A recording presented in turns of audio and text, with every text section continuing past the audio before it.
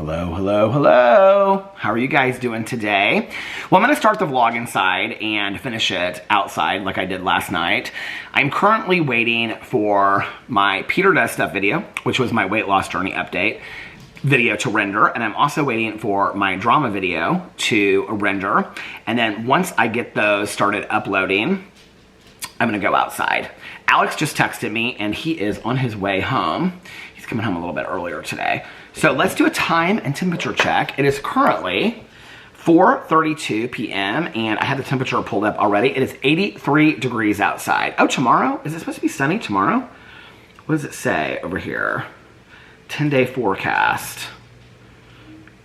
I don't really understand. Like, the computer is different than Friday, 79 and sunny. Saturday, 77 and sunny. That's cold.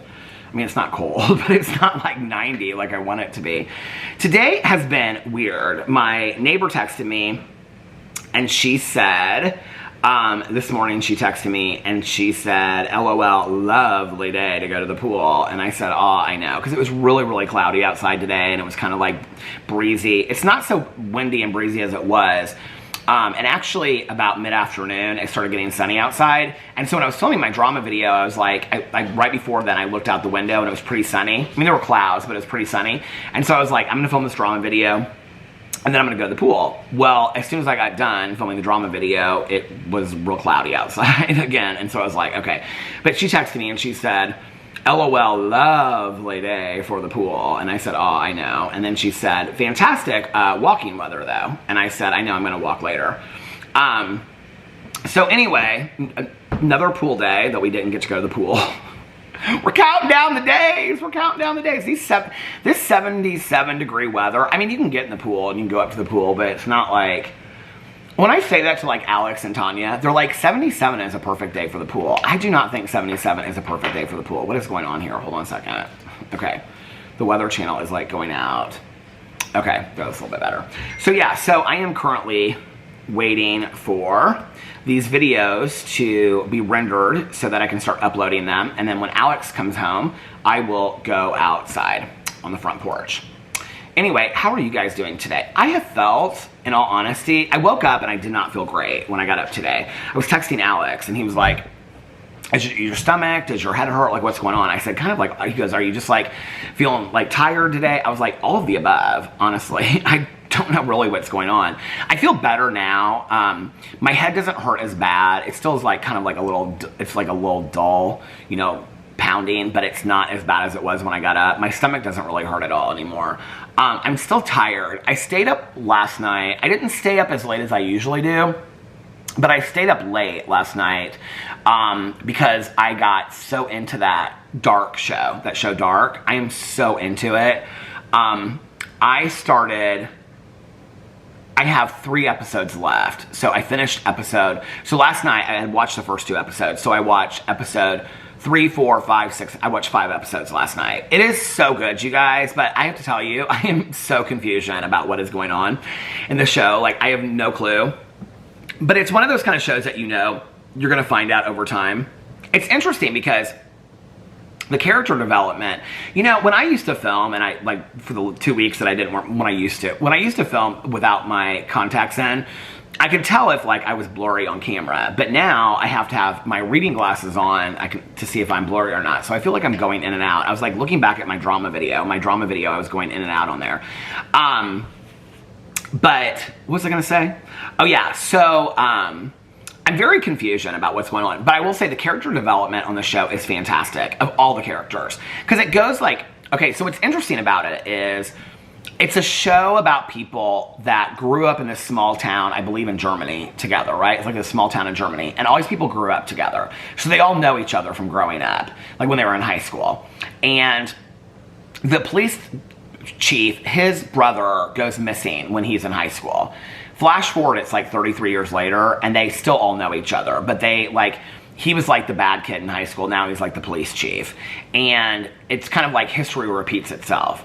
What's interesting about it is, and I don't want to give anything away in case people haven't watched it, but it's very much about like the idea of time. And I mean, it does have elements of like time travel and stuff like that in it. But it's a mystery thriller But it also goes back in time between like 1986 and now. So it's very, very well done. It's really, really interesting. It's very scary to watch. And so, yeah, it's good. It's really, really good. So what did I watch before that last night? Okay, before I took a nap, I was waiting for my vlog to upload because my vlog was so long yesterday. It was like an hour and a half long. And it was taking me, on my phone, it was taking me forever to upload. And so I was watching shows. Alex was upstairs talking on the phone like the whole time that I was doing it. I was watching The Bachelorette. So I got caught up on The Bachelorette. I said this on my drama channel, but I'll say it over here too. My complete opinion changed last night about The Bachelorette. I still don't really like that Sam guy for Jen. But I actually thought her ex-boyfriend was going to like come on the show. But apparently she told him to get lost and she doesn't want him on the show. So anyway, but I really, really liked Devin, even though he was kind of like drama with the other guys. I really liked him. But now, I don't know what it was. Something I was watching last night, I was like, it was when he was like, if she brings the other guy on. And it was because he had like girls cheat on him and like broke up with him before. And I understand that. But he was like, if she brings on her ex, like I'm quitting. Like I'm off the show. And I don't know, there was just kind of something childish about him. And I really liked Devin up to that point, but I feel like, I don't know why I feel this way. Something he did on the show was like 1 second. I was like, that was interesting. He said something on the show last night, and he was like, I don't even know what it was, but anyway, I was kind of like, he's on this for the show. Like, he's not on this for Jen. Like, he's on it for the show. So now, and I really, really liked Jonathan before. Oh my gosh. My contact just feels like it's kind of like riding up in my eye. I almost, like when I put my contacts in this morning, I almost changed them. Well, Alex will be home in a second, in between, like, unless it's fixed. It feels like it's fixing itself.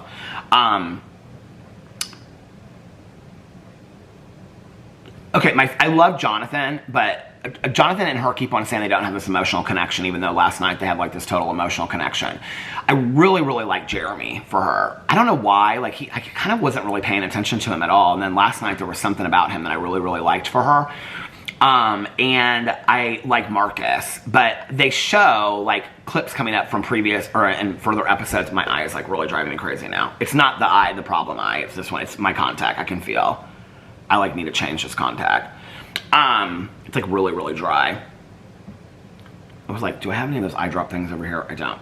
But anyway, apparently Marcus at some point, who she says he always makes her feel safe and she always looks towards and all this kind of stuff. There's like, you know, the thing is with The Bachelor and The Bachelorette and The Golden Bachelor and Bachelor in Paradise, they edit the scenes from, like, I figured it out last night. So anyway, they have a sit down where he's like, I'm just not where you are in this journey. And so basically he takes himself off the show is what it looks like. But I don't think that's going to be the case. I don't think that he is going to take himself off the show. What's interesting is they show like the fantasy suites, the island and stuff, which is where she has her final 3. And I was watching it last night because they're playing it up. They keep on showing the scene where she says, I can't let, they don't show who he is, but she says, I can't let you propose to me. Well, they did this last season with The Bachelor with Joey. They made it look like he got left at the altar, which was not the case. And so they completely twist how they show the previous scenes. And so I figured it out, I think, last night. There's this one Instagram account that they like know the inside deal for The Bachelorette. And I was like, almost last night I was gonna go over there and look, and I was like, no, it'll just like ruin the show for you. But they show her talking to Jesse. And Jesse says, are you sure you want to do this? Because once you can't play it out any other way if you do this or something like that. And she's like, yeah. And she says, I'm tired of men having control in my relationships. Something like I need to take back control or something like that. And then they flash to the scene where she's standing there and she says to the guy, I can't let you propose to me. Well, I was like watching it last night. I was like, oh, I get what they're doing. She's going to propose to him. It's going to be complete. It's going to be the first Bachelorette that proposes to her fiance. Or is it the first one? I don't know. But that's going to be her way of like taking control back over like who she asks. Because she keeps on saying she feels like she's going to make it to the end and somebody's not going to choose her. So it's going to be her choosing somebody is how it's going to be at the end. And it's going to be like this women's empowerment kind of thing, which I think is great, right? But like, I don't know. It's like they're kind of trying to like trick it up a little bit this season, like with having the ex-boyfriend on. Like they're trying to make it more exciting. Like I feel like it's good enough on its own. Like they don't need all this other, unless that really was like how it happened. But I don't know. He flew out there. They don't really show their conversation. They show their original conversation. They don't show the conversation when he shows up at the mansion in a tuxedo. And I liked him for her too. And he's sitting there pleading his love for her, and then she tells him like that you need to go, and like all the guys are like, oh, I'm so happy that like, you know, I mean, they don't say I'm so happy, they're like, good, kick rocks, basically is what they say. But anyway, it's interesting to me because he flew all the way there, he flew himself there, and it's interesting because he says to her, I was at this wedding and I flew straight from the wedding, which the wedding was like, it was like in Colombia or something. Because she says, you left the wedding? And he goes, yeah. But then she tells the guys that he flew straight from Boston. And I'm like, that's kind of interesting. I don't know. Like, that was like such a fact that I noticed when he was telling the story, that it was interesting to me that when she was telling the story back, that she said he flew from Boston. But the wedding wasn't in Boston. The wedding, I know, because when he said it, I was like, that was like a destination wedding they were going to be on. Because I couldn't go without you. So it's interesting to me that he flew all the way there, and then she decided for him not to be there. Unless she gets down to the final end, and then she like calls him to fly there, and then she decides she wants to marry him because she has this relationship with him. But she doesn't seem that into him. I liked him. I thought he seemed like a nice guy. He kind of reminds me a little bit of Tanya's son. He looks a little bit like him.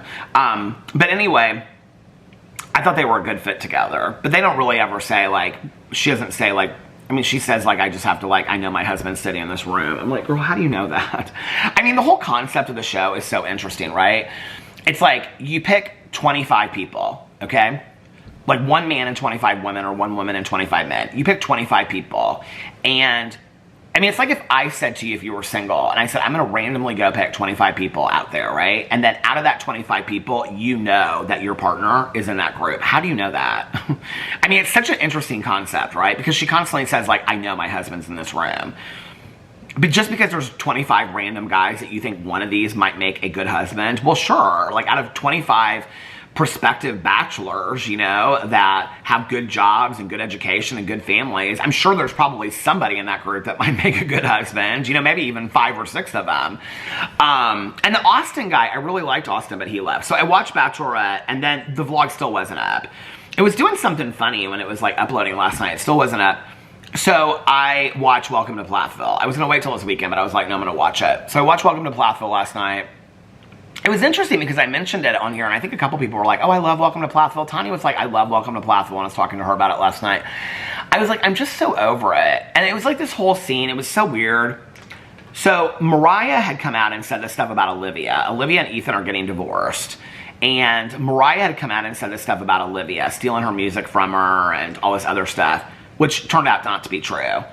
So then Mariah reaches out to apologize to Olivia, and so Olivia drives out to Grammy and Pappy's house out in the middle of nowhere, Minnesota, Victoria, Minnesota, to sit there and talk with her. And it's so weird because, so Mariah apologizes, but not very specifically. Don't you hate that? When somebody's just like, yeah, I'm sorry for all that stuff I did, and it's like 5 years of bullshit that they put you through. It's like, and Olivia's kind of like, I kind of was hoping for a little bit more of a specific apology than that. I mean, she doesn't say that to her, but I'm like, exactly. I mean, she put you through some really, because it was all public, you know, it was always, she put on the show, and so everybody was thinking poorly about Olivia and stuff. And, but Olivia turns to her and she goes, I just think it's really interesting because I thought this was, I was like, ooh, she's smart. She was like, I think it's really interesting because you're wanting to apologize to me, but yet this very week, when this storyline is going on in the show, I mean, Olivia is sharp, right? She should be a housewife. She's like, you're releasing this song, and the song is basically a burn book about me, which is true, and I like the song. It's this song about the carnival, and I hope it all burns down, and it doesn't rain, all this kind of stuff. I like the song. I remember her doing it last year. I don't remember when she did the song last year that it directly being all about Olivia. I thought it was just about like her life in general. And she says that. She's like, this is part of my journey, I'm gonna release the song. And she says I almost didn't release the song because I knew I was gonna have to explain it to Olivia. And then I'm like, well, did more of it have to do with Olivia than you're saying? Because I thought last season it didn't really have a lot to do with Olivia.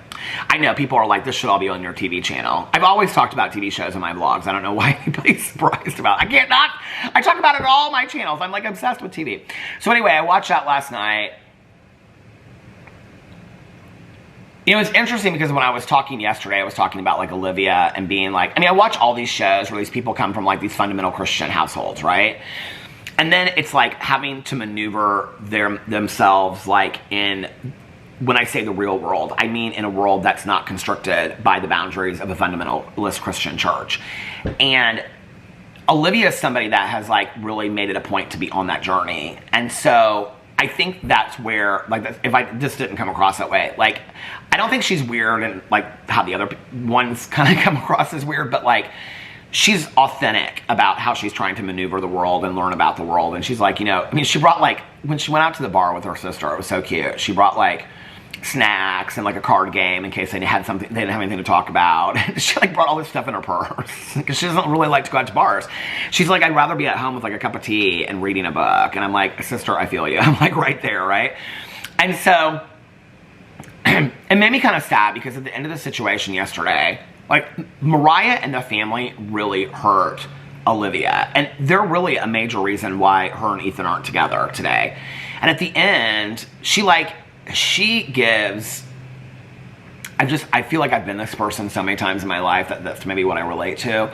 If you watch it, you'll know what I'm talking about. But basically, she doesn't get what she wants from this. Like, she doesn't get a really, like, specific, authentic apology. And she even says, like, when they're interviewing her, she's like, this apology isn't for me. It's for Mariah to move on. And if she needs that, and she's so smart. She's like, when I was watching, I was like, God, she's so right. She's like, you know, when I was Mariah's age, I made mistakes and I did stupid stuff and I wasn't given the grace to move on and grow from that. And she was like, so who am I not to give Mariah that grace because I wish I had been given it. And I thought, this woman is like, she is so wise beyond her years and so kind beyond her years, right?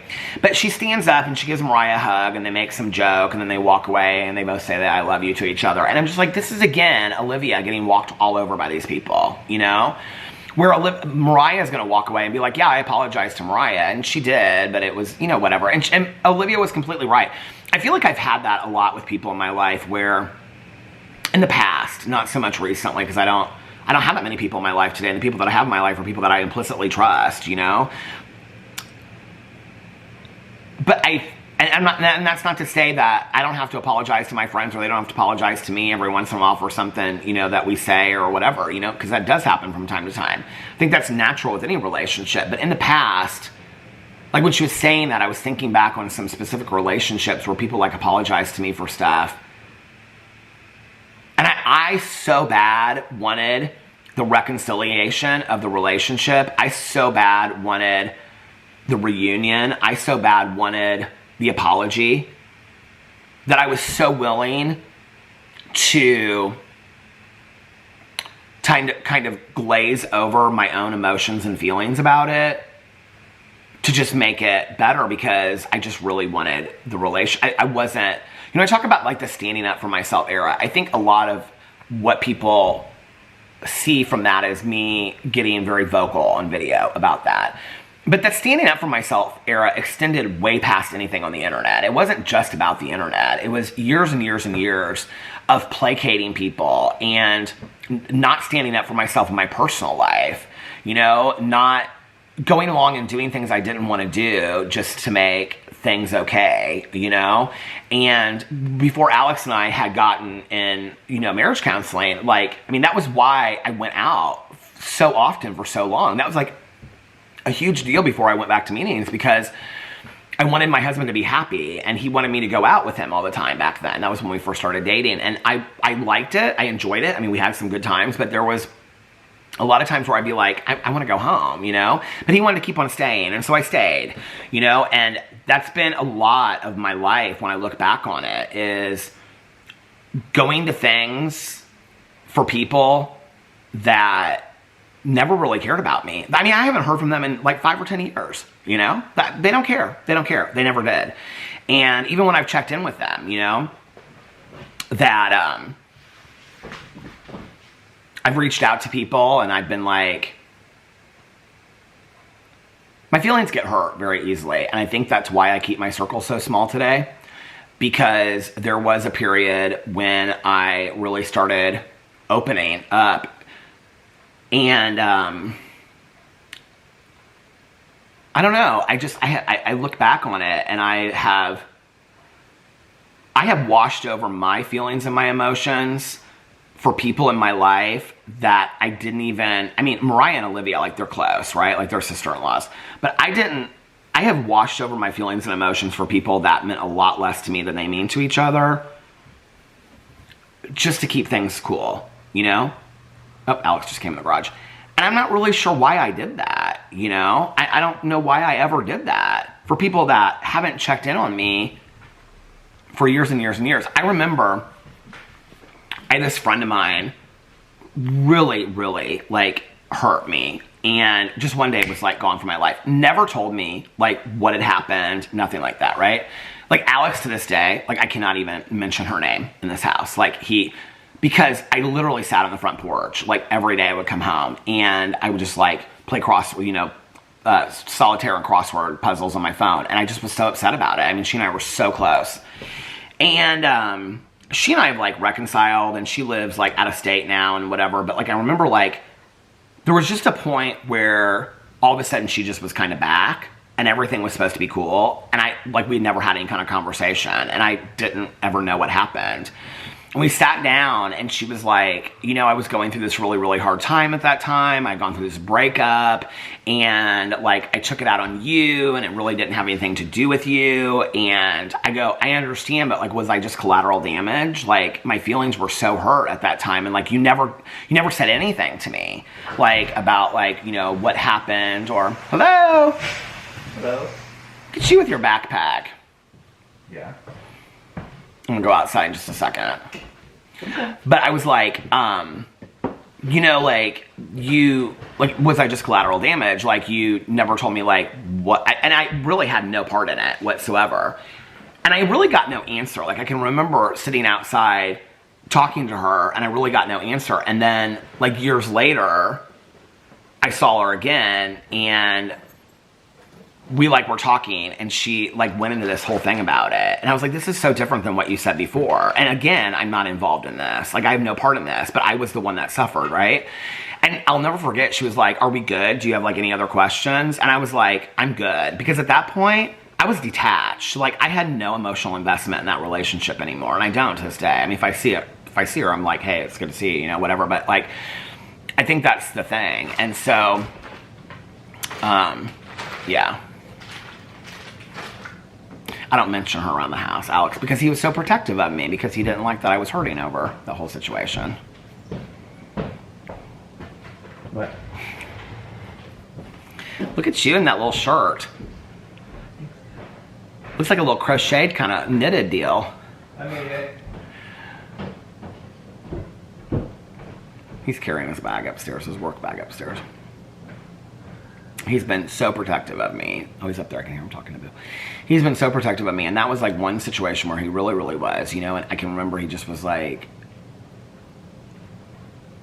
I don't know. And I'm somebody that I think, like, I just, like, forgive and forget and move on. That's, like, one specific situation, like, I look back on and just kind of make peace. I just kind of was like, yeah, it's whatever. But I never really said what I wanted to say. I never really said, like, I mean, I said, like, you hurt me. Like, I never understood what happened. Well, it wasn't about you. Well, it felt about me. I mean, I didn't talk to you for months. All of a sudden, we were, like, so close, and then 1 second, you didn't even take my calls. Well, it never had anything to do with you. It had to do with what I was going through at that time. And you just were, like, you were part of all of that, because I was friends with her ex, okay? And that was the whole situation. But I was friends with her first.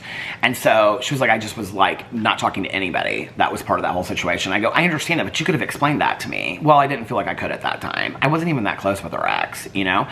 And so it just was, like, this hurtful thing. And then finally, I just kind of, like, moved on. I wish in retrospect, like, I don't know, like, today, it's like, it's been so many years. I mean, this was probably, like, that was probably, like, the second year Alex and I were together, so it's been, like, 14 years.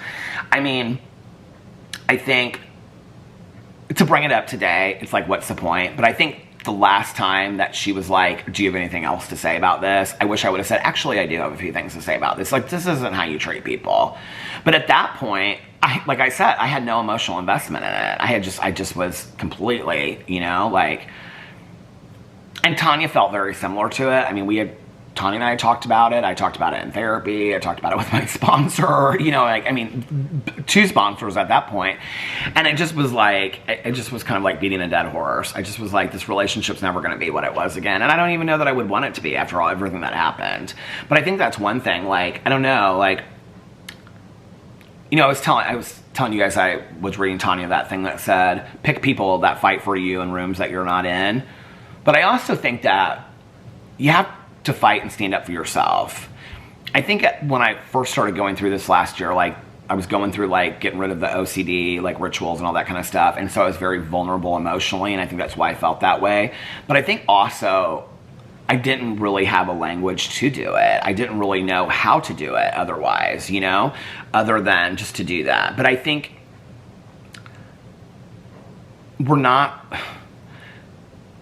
I think there's people in life that don't ever face obstacles that they have to stand up for themselves. And then I feel like there's people, and maybe this is just my perspective because of how I lived my life, and then I feel like there's people that your life is constantly an uphill battle and you're always having to stand up for yourself or just be a doormat. And I think for years I just was a doormat because it was the easier thing to do. It was easier just to bring peace than it was to argue. And you know what I mean? Like, and I look back on that, and just placating situations or not asking questions or not standing up for myself was really just going along with people hurting my feelings. And so in retrospect, that was me allowing it, which is why it's important for me to stand up for when my feelings are hurt today, you know?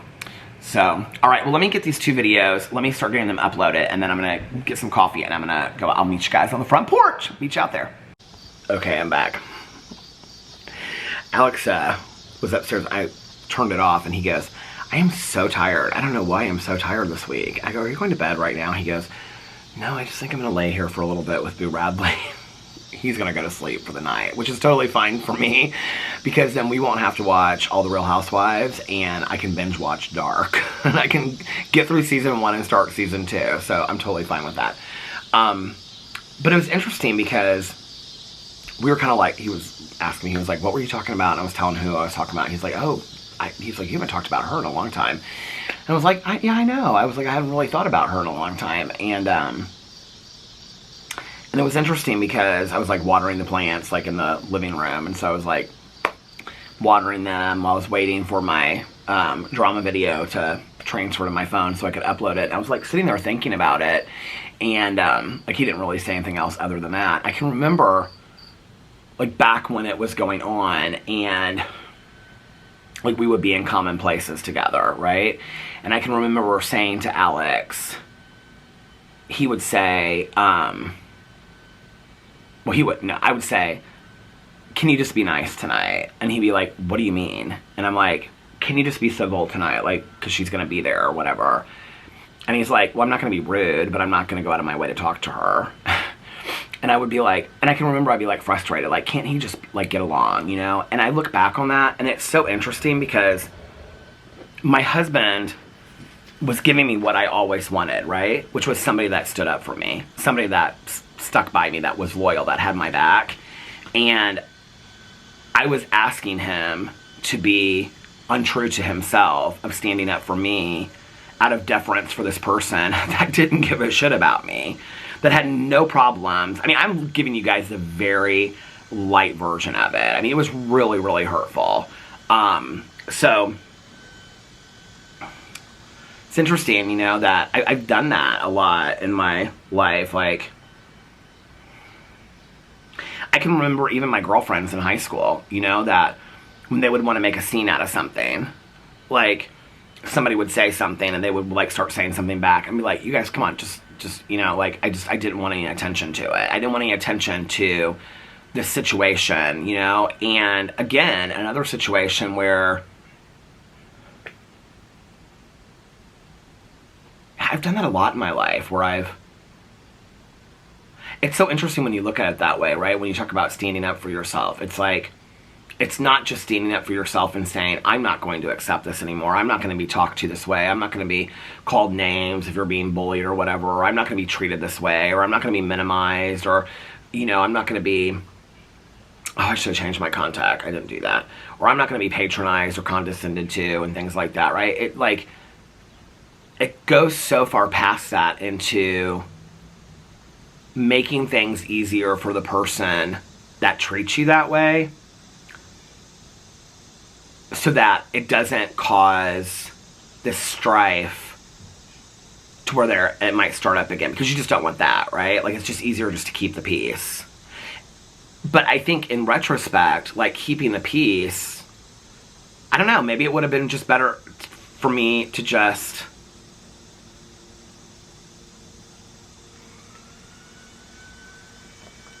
maybe it would have been better for me. I wasn't there at that time. I mean, I wasn't emotionally there to stand up for myself when I was sitting out here every day and just confused, playing solitaire on my phone. I was just confused. I didn't understand. I was like, it felt very personal, you know? I didn't understand what I did wrong. And, you know, when I would ask other people, they would say they didn't get it either. They didn't understand it either, right? And so, I mean, it was like months that I felt this way. I felt like left, you know, and abandoned. And then years later, to really never get an apology where, like, I'm really sorry that I treated you like shit. Like, I'm really sorry that I just dismissed you and acted like you didn't matter when you had been a really great friend to me, you know? And I had. I thought we were really great friends, you know? But then just to say it was about this that I was going through in my life right now, and I just couldn't have this group of people in my life, and you were part of that group, and it was never about you, it was never personal. Like, to not ever even just let somebody know. That's like when I talk about setting boundaries, like, I have always, like, with anybody that I have set boundaries with, always explained to them, like, what I'm going through, why I have to set a boundary, if it is personal, if it isn't personal. Like, I've always explained that to that person, you know, to give them the opportunity to have that conversation with me. I think that's part of growing up. It's part of also being in recovery and cleaning up your side of the street, you know, and allowing somebody else to clean up their side of the street. I don't know, but just to say, like, oh, well, it was never about you. Well, it felt very much about me. It felt very personal. I'm sorry that you were going through this breakup and this was a hard time, you know, and all this kind of stuff, but I mean, in all honesty, we had a relationship that surpassed in years and depth the relationship that she was in at that time.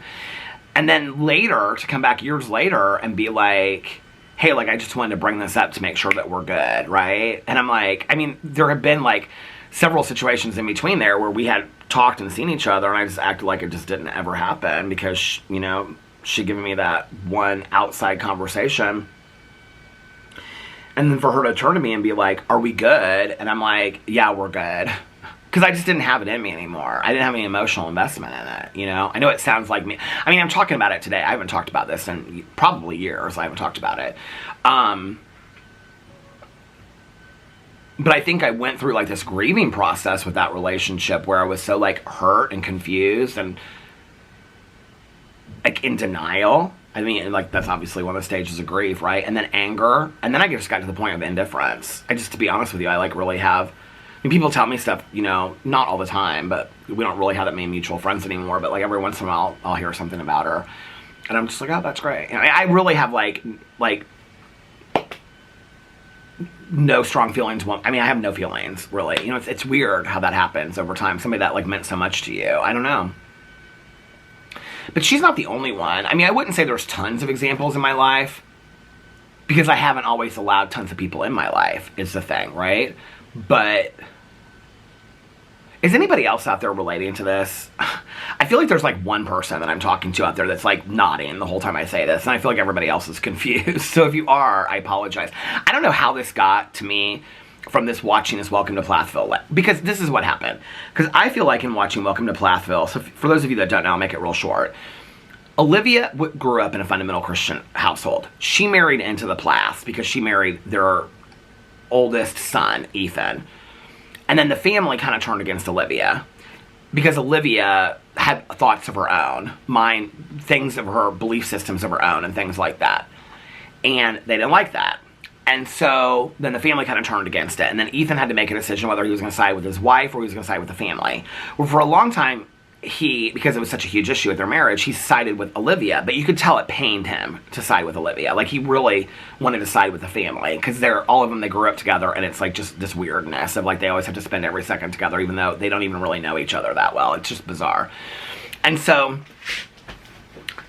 finally it came down to, and then like Mariah and Micah had these conversations where like there was a lot of lies that came up about like money and things like that they suggested that Olivia was trying to steal money from Mariah, which there was no truth to that whatsoever. But they did this on the show. So like Olivia was saying like, I mean, you basically slandered me to the public. And so that's why she wanted a specific thing. So when I was watching this last night, because Mariah reaches out to her and she's like, the apology wasn't for me. The apology was to allow Mariah to move through whatever she's going through in her life, you know?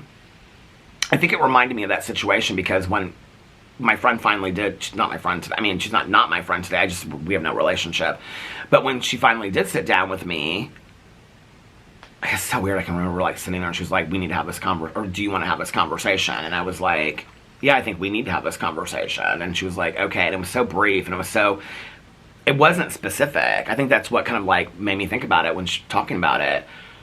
But yet again, it was very similar to that situation of like Olivia getting up and hugging Mariah and being like, we're all good, you know? And I feel like I've done that at multiple times in my life because my mom was somebody that like my dad said to me later in life, you know, your mom was somebody that didn't know how to pick her battles. Well, she didn't. She fought everything. My mom was somebody that always stood up for herself because I think in her childhood she couldn't stand up for herself. So in her adulthood, she stood up for herself all the time. I mean, you always knew where you stood with my mom. And so, hey! There he is. Hey, you posted that video? I posted it yesterday. What you posted under? Peter does stuff. Oh, Peter does stuff. Yep. They were like, oh, she's so rude, she's so mean. No, they loved it. They were like, she knows so much about flowers, her garden's so pretty. Oh, how nice. I know. Yeah, I wanted to show it to my friends, but I couldn't find it. Okay. Well, I can send it to you. Do you want me to send it to you? I can probably find it. If Peter does stuff. Mm-hmm. Thank you. You're welcome. This day cannot decide what it wants to do. I keep on thinking I want to go to the pool, but then it clouds up as soon as I decide I want to go to the pool. You haven't been to the pool that much this summer, have you? This summer I have been, but not this month so far. Oh. Oh boy, a new garden magazine. A new garden magazine. Yee-hoo. I'm doing a cozy read-along on one of my BookTube channel. And so I picked that cozy mystery series. Because there's only like 3 of them out or 2 books out in the series. The Bayou Book Thief. Oh yeah. Because you said you didn't like it, then you said you did like it. I did. I ended up really liking it. So we're reading that together over there. So we'll have to talk about it if you keep on reading the series. Yeah, I've only read one. Yeah, I need to read the other one. I've been reading some other stuff. Yeah. What are you reading right now? Huh? What are you reading right now? A romance novel. A romance. Oh, a romance. A romance. What's it called? Oh gosh. It's a Candace Camp novel. I don't know. I don't even know who that is. All the names, the titles, just kind of run together. Do you have dinner already? Nope. I got to figure out what I'm going to have here in a little bit. You don't have Piata that much. I don't have Piata that much. She keeps up in my DoorDash. I hardly get DoorDash anymore. Boo Radley is going to have to come out here and see you. Well, okay. Well, okay. Right. Old Boo Radley. Old Boo Radley. Have a nice night. You'll probably be out here in an hour watering again. I just watered. Oh, you did? Yep, it's got done. Well, have a good night. I felt like it was at the end of that scene, I felt like, is that what I was still talking about? I feel like I've been talking about this forever. It was that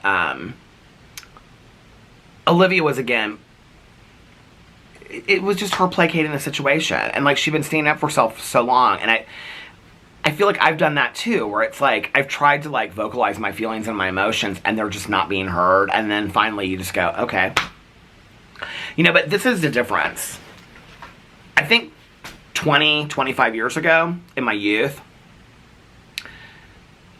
I would have tried to, in a very careful way, bring up my feelings and want to have my feelings and my emotions validated, or how I felt about something. And listen, if somebody wants to, in a conversation, say, well, this is how I felt like what you did, I have no problem hearing that, taking accountability and taking responsibility for my part. I think that that's growth in a relationship. I think that that's both sides of the street of a relationship, you know? But I can remember back then, I would have conversations with people, and I would say things 1, 2, 3 times where, like, this really hurt me or something like that. And they just kind of, what are you talking about? That was no big deal. It's like, hey, it was just no big deal, blah, blah, blah, whatever, right? And then finally, out of preserving the friendship, even though I was really hurt, I just would be kind of like, oh, I guess they just, I just go along with it. But then it would, like, a month later, something else would happen. Well, we're just joking, you know? And then really what I realized after a while was, I mean, today, this is how I feel. And, like, this is why my circle's very small. I don't allow people in my life that talk to me that way. I just don't. I don't have people in my life that talk to me that way. I don't allow it. Life is short, time is short. I want to surround myself with people that love me and care about me, and that I love and care about them, and I wouldn't talk to them that way. And they wouldn't talk to me that way. And I think you all deserve to have that in your life. I'm not going to have people in my life. I mean, if I had to work for somebody, you know, and I guess I would have to do what I had to do, right? But, like, I'm talking about, and I guess I'm kind of blessed because, like, my family has never been that way, you know, like, my dad has always kind of been that person, like, mutual respect. You know, my stepmom's always kind of been that person. Like, you know, Alex's family, I mean, they speak lovingly towards you know, they just love each other and have fun, and they, you know, celebrate all that. So I guess I'm kind of, like, Caroline and I have always been, like, my aunt and uncle have always been like that. So I guess I'm blessed with all that, you know? Even with my mom, like, when she was drinking, she was never, like, a mean drunk. She just was kind of like a distant drunk. Like, she just would kind of, like, disappear and listen to music for hours or pass out, and she was never mean. Like, you know, so I feel like I'm lucky when it comes to family, because I haven't really had to set a lot of boundaries with family, you know, ever. And, with in-laws or anything. Like, I always feel like, I mean, I hear people complain about their in-laws all the time, and I'm like, I feel like I have, like, the best in-laws in the entire world. I just hear him in the kitchen. He's getting water or something. Or maybe that's not him. No, I don't hear him. But anyway, like, I feel like I talk to people all the time, they're always, like, joking about, oh, my mother-in-law's driving me crazy, or, you know, this, whatever. I love my in-laws, you know, and I think Alex feels the same way, and I love Caroline, and I just feel blessed, you know, with the family that we have, and there's I don't have to do that. And then with the friends I have, I don't ever feel like, there was a period where I wish, like, I had, like, a couple good gay guy friends, and people didn't really understand that when I vocalized that over here. I'm kind of past that, even. You know, I have a close group of, let's say, 2 to 3, 4 really close friends, right? And then I would say, well, it's interesting, because, like Tanya, and then, like, a couple people, sober people, that I don't ever even talk about on here, but I'm really close with, like, closest with Tanya. I would say there's 2 or 3 people like that. And then, like, Mel and Nikki, I'm super, super close with. But that's a completely, like, different kind of friendship. And then, like, I mean, Nikki and I text all the time. Mel and I text a lot. Valerie and I are really, really close. But it's a completely different friendship. So I would say, like, I don't know, 3, 4, 5, 6 people that I'm, like, I would say is my, like, inner circle, 7 people. But then we have, like, friends that are couples. Like, Melissa and I feel like are really, really close. But, like, Melissa and I can also go, like, 2 weeks and not talk. And that's one of the things I actually love about our friendship. And then talk every day for 2 weeks, you know, and travel together and be great. And then not see each other for 2 weeks again because she's busy or, you know, whatever. And so then we have a couple couples that we're friends with that I think is important. And then my neighbors I love, you know, and share a lot of things with them, and I'm really close with them. So it's like I have kind of small circles surrounding me. I don't feel like I need a lot more people in my life the way that I did 30 years ago. I'd rather keep it small and know that the people that I have around me wouldn't speak to me in ways that would hurt my feelings because they would think that through. That if they did say something because they didn't realize it, I mean, we've all done that, right? Like, if I brought it to them, they would apologize and be like, oh my God, I didn't want to hurt your feelings. And I would do the same thing, you know? And whatever. I think that it's vital, you know? Somebody asked me to, like, it was interesting. I think I addressed this already on here, but I was talking about, like, Tanya and I, and since I don't drive anymore and go pick her up, and Tanya doesn't love to drive at night because, unless she's, like, around her house, because she can't, like, see great at night and stuff like that. And so it's really changed our friendship, because our friendship was a lot of, like, at night, like, when our husbands would go to sleep and whatever. And, you know, somebody said, could you make a whole video about, like, how you and Tanya have, like, because we've had a lot of conversations about it, you know? And I can remember, like, when I said something to Tanya about it, I can't remember exactly how she said it, but I said somebody asked me to make a video about, like, how we've, like, you know, worked through the changing of our life and relationships. Well, first she said this. I don't think I said this in the video, but she was like, this isn't the first time. And I mean, we've been friends for, like, 25, 26 years. She's like, you know, this is your third long-term relationship. My son, when you met him, was like, okay, Nick is going to be 31, so... I mean, he was like 5 at the time. I mean, I've gone through elementary, junior high, high school, college, military. I mean, he was a Marine. You know, with her, when he was gone, and she would call me up crying and be like, I just need to see my kid and know that he's okay. You know, not just talk to him on the phone. She was like, you know, we've gone through medical issues with each other, deaths, you know, breakups. You know, we've gone through so much with each other. This isn't the first time that we've had to, like, rearrange our friendship. You know, like, we've constantly had to do that, you know? And,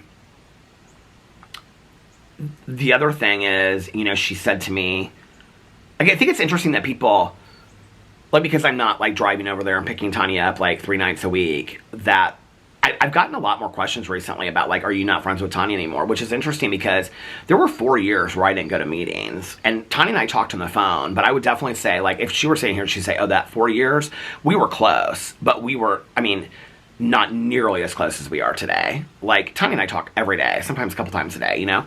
And so, that 4 years, like, I mean, I would talk to her, and, you know, she would ask me, she'd be like, do you want to go to a meeting? I'm just going to ask, you know, whatever. And then when I finally asked her to take me to a meeting, she's like, I've been praying for 4 years for you. But that was a tough time. Like, that was a really, really tough time, you know? I had no emotional sobriety. I had no spiritual foundation. I was very unhappy in my life, and that was a hard time to kind of, like, maneuver our friendship. We got through that, you know? And so anyway, when I was saying this to her on the phone the other night, I said something about, like, somebody asked me to make this video, which I thought that was sweet, that somebody asked me to make that video, right?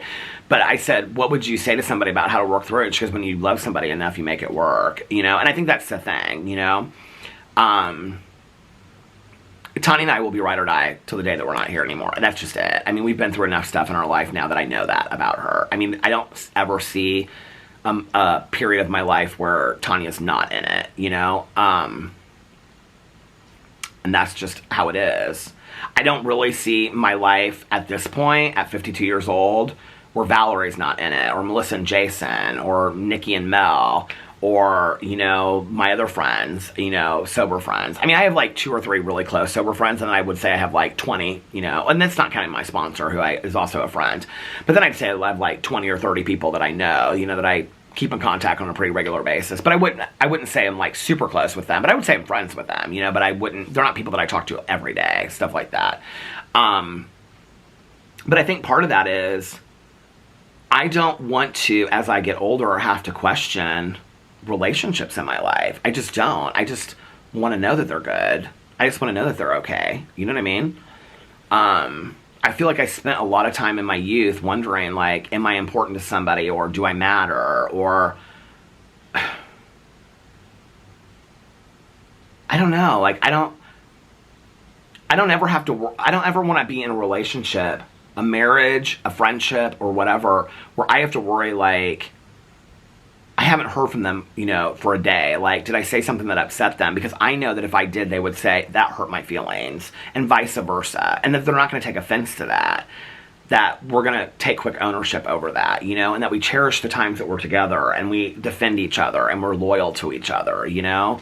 And I'm definitely not in a position in my life anymore where I'm willing to placate other people's peace to forego my own importance. And I think I did that for a long time.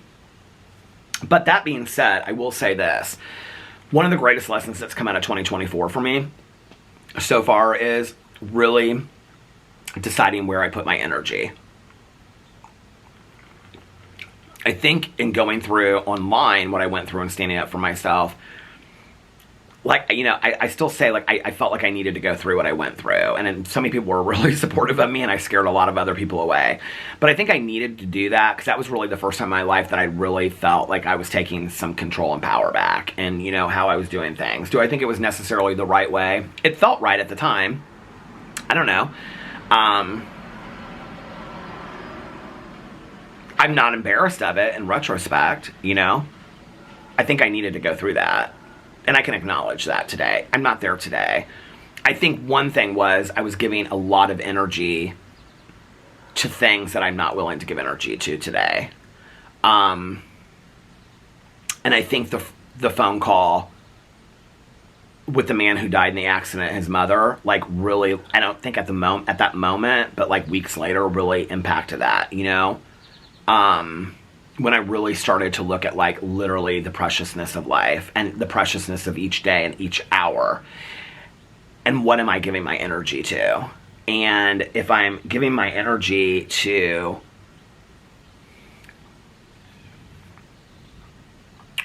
you know, it's interesting because back in the day, like I think there was this misconception like with like my drama channel that like I'm really consumed with these people. And I don't really know, I don't feel like I need to defend it, but I don't really know how else to tell other people that I'm just not. I mean, and there's people that are going to believe it, and there's people that not. I don't really know what to tell you other than that. I don't think I could be that obsessed with them and also watch as many shows as I do, spend time with my husband, talk on the phone, walk, read books, listen to audiobooks. You know, I don't take naps. I don't think I could do all that, film videos, and be that obsessed over one or two people that I watch every move they make, right? I think that I'm not willing to give my, like, it's easy for me now just to make a video and turn it off and I'm kind of done with the topic for that day. Unless, like, somebody sends me something and I look into it for, like, 20 minutes at night. But in all honesty, I'll stop my show and I'll look into it because I want to, like, have the receipts all prepared for the next day. But that's about as much time that I give it. I'm interested in it at that moment to talk about it, just like I was talking about Welcome to Plathville. Like, I'm that interested in it in that moment. But I don't want to spend 5 hours talking about Welcome to Plathville. Just like I don't want to talk about any influencer for 5 hours. That's not where I want to give my time and energy. And I think that that's a really valuable lesson that came from living each and every moment. That came from that was asking myself in each moment, not like literally each moment, but like asking myself throughout the day, what are you giving your energy to today? You know, are you giving it to talking to your neighbor and being happy and talking to people on the phone and reading books that make you happy and watching shows that make you happy and having a good cup of coffee and sitting here talking to people that you love? Or are you spending it fixated on anger? I don't want to spend it fixated on anger or having to, I mean, I don't even care if people agree with the things that I say in my videos, like on my drama video. Okay, disagree with me, that's fine. I mean, I'm not trying to convince anybody of anything, you know what I mean? I'm just sharing with you what I think. Agree with it or don't agree with it. It doesn't affect me any. It surprises me sometimes, but I turn off the camera and I'm done. Like, the most I think about it is, how long is it going to take me to get this video up and watch it back and then post it, you know? But that's like just on the internet part of it. Like Alex and I were talking about like the TikTok thing the other day, and he was like, he's like, when I do send you TikToks, you'll really enjoy them. I said, babe, part of me like not doing the TikTok, like for him it's relaxing. Like, you know, Tanya's husband's relaxing, Caroline loves TikTok. It's relaxing for them. Part of it for me is that when I have gotten on TikTok or like Instagram Reels, I just roll and I roll and I roll and I roll and I roll. And it's like 2 hours later, I look at the clock and I'm like, well, I just wasted 2 hours of my time focused on things that I don't really care about. For Alex, like, he sits there and laughs, he sends TikToks to his friends and to me.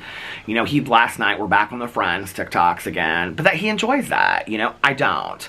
For me, it's like going down the rabbit hole on Facebook. I see somebody posted something and I'm like, oh, what happened to them? And I go look at their thing. And it's like an hour later, I'm like, I don't even care about this person. Like, I haven't seen this person in 20 years. Like, why am I, like, who cares?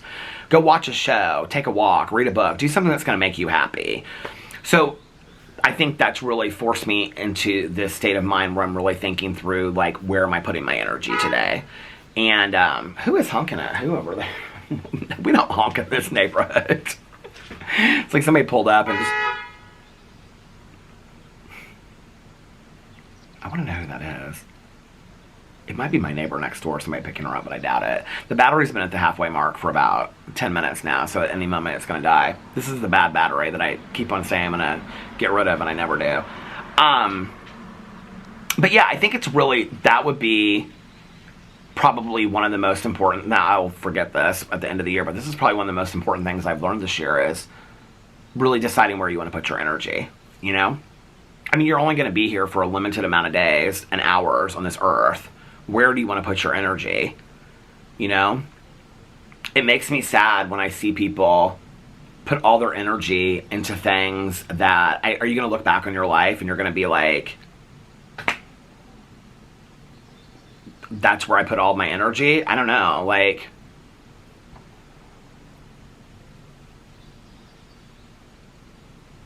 I've always said this about, like, this is just the example I use, but, like, people that, like, fight against, like, gay couples and marriage equality, like, when that was, like, back in the day, right, when we were fighting all this, and there'll always be that one person be like, you know, it's Adam and Eve, not Adam and Steve, and blah, blah, and I'm like, are you going to look back on your life on your deathbed, on your very last moment, and your proudest moment is, like, you kept two people that loved each other apart? Like, that's your proudest moment?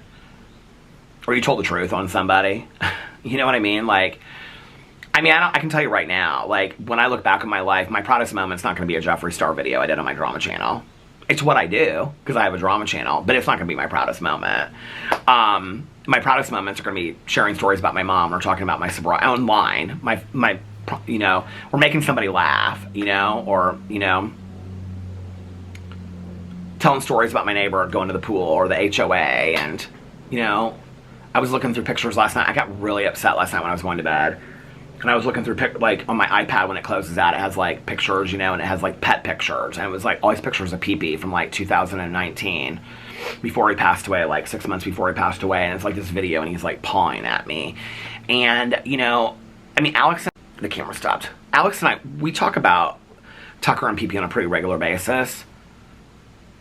But, like, we're coming up on 5 years since Pee-Pee passed away. I think it was 2019. We're coming up on, like, 5 years since Pee-Pee passed away. It's been a long time. And I was thinking last night, I was like, those first couple years on YouTube, like, Pee-Pee was next to me in every video that I filmed. I mean, I'd put him in a little shirt or something, right? I mean, he was such my best friend at that moment. And now he's gone, and I don't even, I mean, if I take Boo Radley out, or I'm talking about dogs or whatever, I think about him. But it's very similar to my mom. Like, you know, there was a period where I talked about my mom a lot, and now it's like, if I'm sharing a story or something reminds me of her, you know? Even Tucker, it's the same way, and Tucker hasn't been gone as long. And so I went upstairs last night, and I was like, oh my God, that was somebody old honking at somebody else that was old come out of their house. It's like two older people. Like, I mean, like 80s old driving down the street. That was who was honking at them.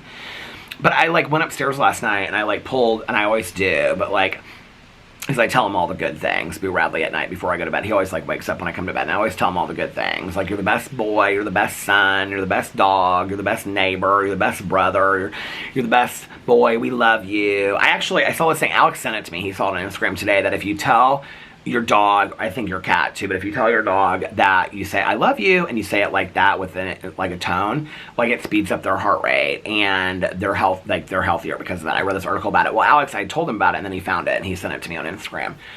But last night, I, like, laid there, and I just, like, put my, like, head up against his little head, and I was, like, talking to him, and I was like, Peter, just be in the moment. Like, I think that has been such a valuable lesson, is just to be in the moment and ask myself, like, what am I giving my energy to? Love and peace and this? Or am I giving my energy to stuff that really doesn't matter in the long run? You know what I mean? And maybe I need to save my energy for some of the stuff that really does matter that I want to talk about. You know what I mean? But I don't know. I don't want to give my energy away to people and things that don't deserve it. And I want to be in that moment. Because I was, like, watching his videos last night, and I was like, it feels so long ago. That little Pee-Pee was, like, sitting there, and he was, like, pawing at me, you know? Like, he would, like, put his little paw up, and I thought, you know, it's going to be, well, I did see this thing. I think I shared this with you guys, but I saw this Instagram reel of this woman. She was holding her 20-year-old dog, talking about how soothing it was. I was like, and Alex, I told Alex that, and he goes, Boo Radley's going to live to be 30 or 40. And I said, I know he is, but I know he isn't, you know? And is it going to be 5 years from now? And I'm going to see a video of Boo Radley doing his flips, you know, that he used to do that he doesn't do anymore. And I'm going to be like, man, I really miss that little dog, you know? So I want to live in the moment and enjoy each moment with Boo Radley and, you know, and laugh with my husband and talk to my neighbor and go to the pool with my neighbor and take walks and enjoy seeing the little chipmunks and squirrels run around the yard. And I'm going to give my energy to things that make me really, really happy today, you know? It's like, I don't know why this is so confusing to people. Like, the stuff that I review, I'm not even really that invested in the stuff that I review. I'm not even that invested in the people that I talk about on my drama channel. You know, the TV shows I'm that invested in, but the books that I read I'm that invested in. The stories I tell over here, I never know what I'm going to tell before I get on here. I never knew I was going to talk about this today. I thought I was just going to do like a 30-minute video because my video was so long yesterday. I was just going to give you guys kind of an update for what I watched on TV last night, what I was going to watch tonight. But I just love to make videos. I love to connect with people. I love to tell stories, and I always have. And you guys are so sweet to me and so kind, and you share stories with me, and you laugh, and you cry sometimes over stuff, right? And it's this human connection, it's this human bond that I think is so fantastic. I love that.